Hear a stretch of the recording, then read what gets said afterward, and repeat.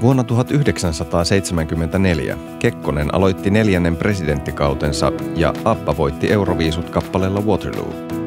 Samana vuonna lähetyksen kehitysapu, nykyinen FIDA, sai ensimmäisen kerran Suomen valtion tukea kehitysyhteistyöhön. Tuki oli 46 000 markkaa, nykyvaluutassa vajaat 8 000 euroa, ja sitä käytettiin koulujen ja terveysasemien rakentamiseen Etiopiassa ja Keniassa. 1970-luvulla yhteydenpito näissä maissa työskenteleviin ei ollut yhtä helppoa kuin nykyään. Yhteyttä pidettiin kirjeitse. 50 vuoden aikana olemme auttaneet ihmisiä myös siellä, missä muut eivät ole.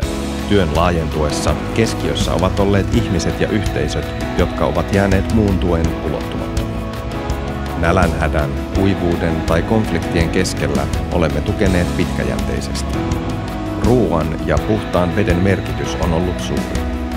Koulutuksen ja yrittäjyyden tukeminen ovat auttaneet tuhansia katkaisemaan köyhyyden kierteen. Kehitysyhteistyömme täyttää nyt 50 vuotta. Siihen mahtuu 4 mannerta ja työtä 10 eri maissa.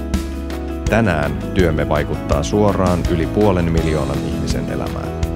Tuemme kehittyvien maiden lapsia, vammaisia henkilöitä sekä tyttöjä ja naisia.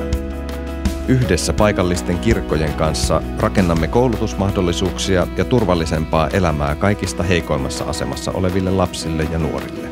Yhdessä rakennamme maailmaa, jossa kaikilla on toivo ja tulevaisuus. Kiitos, että olet mukana tässä tärkeässä työssä.